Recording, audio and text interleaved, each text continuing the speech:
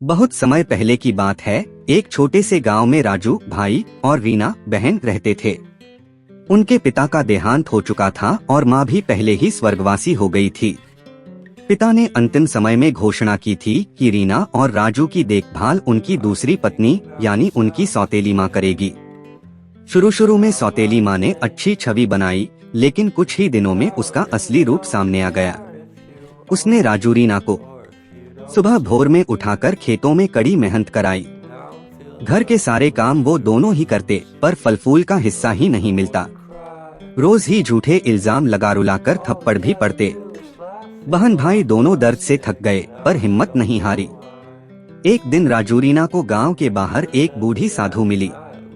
साधु ने उनकी दया देखी और एक जादुई मोती दिया। कहा, इसे पानी में डालो, तुम्हारी मेहनत का फल मिलेगा। जिन्होंने उस मोती को तालाब में डाला, अगली सुबह उनके घर के पास एक सुनहरी चिड़ियों का झुंड आया।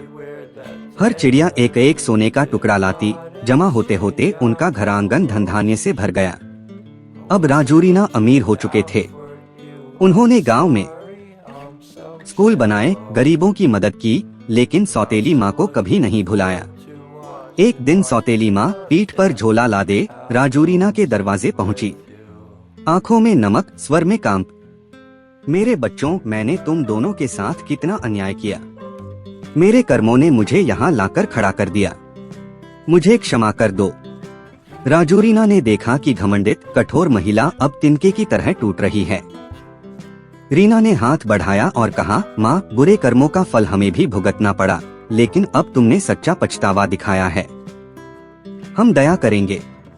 राजू ने भी मुस्कुराकर टोकन राशि में कुछ सोने धन सौंपा और बोला, आगे से अच्छा कर्म करो, यही असली धन है।